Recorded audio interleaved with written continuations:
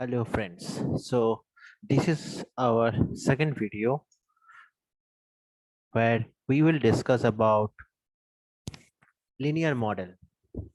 So in the previous video we have a very basic concepts what is linear regression, and we are actually in the process to understand what is linear neural network. So these are the steps to go at the end when we can understand what is linear regression, linear neural network, and how we will need to work on that. Okay, so here so today we are going to understand that what is linear model in this short 5 minutes video. So basically, the linearity assumptions just says that the target, that is basically the price here, can be expressed as a weighted sum of the features. So features is basically here area and age.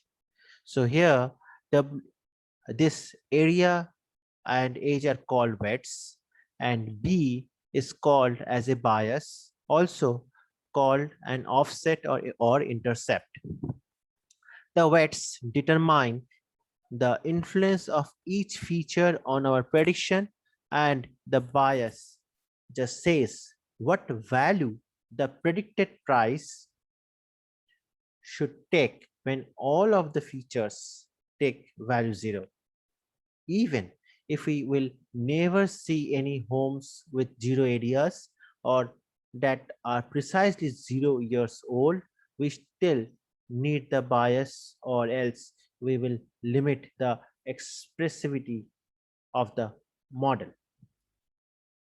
Strictly speaking, that affine transformation of input features, which is basically a categorized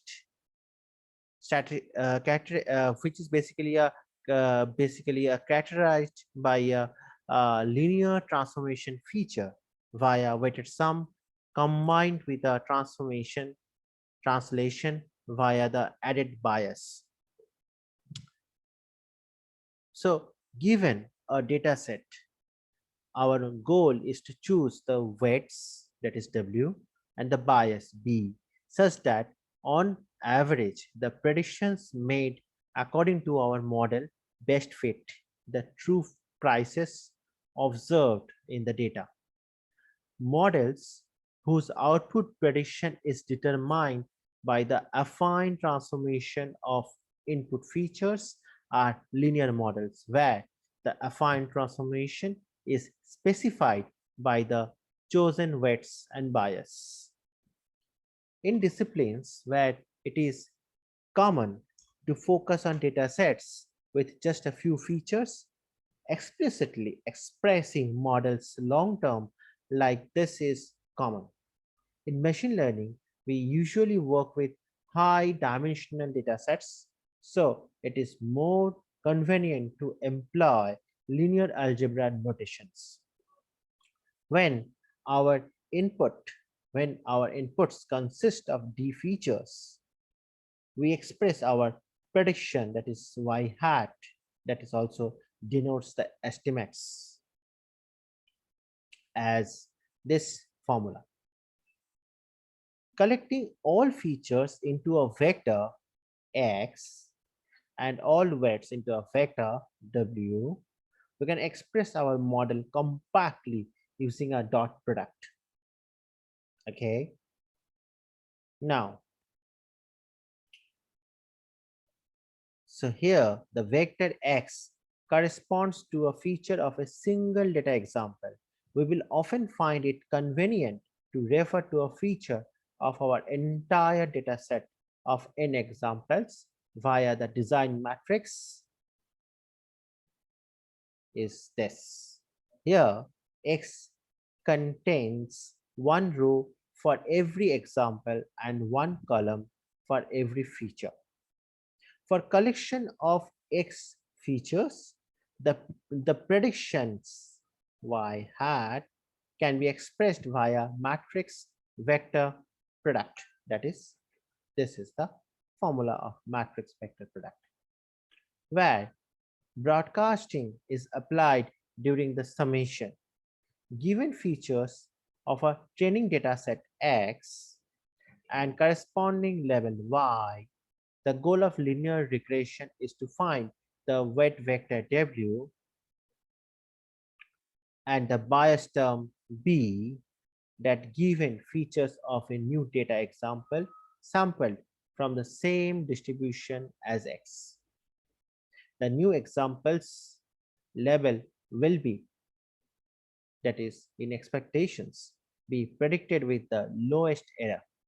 Even if we believe that the best model for predicting Y given X is linear,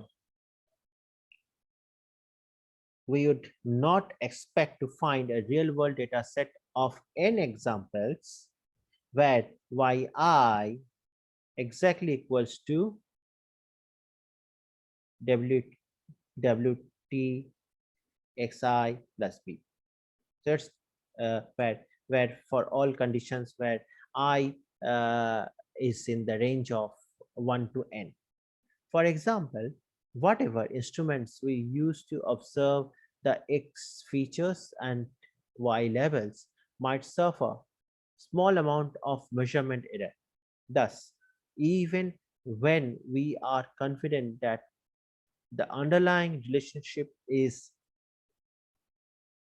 linear, we will incorporate a noise term to account for such errors.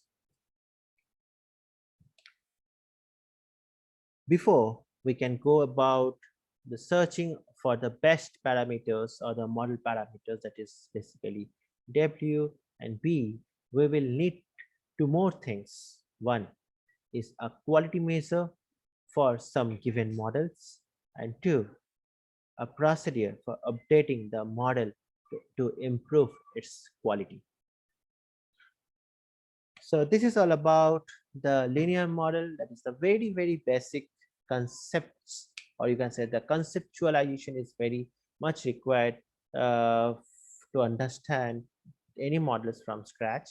So that's why this will give you very high level overview that how the basic model has been designed. In the next video, we will learn about loss function. So stay tuned. We will get back soon. Thanks.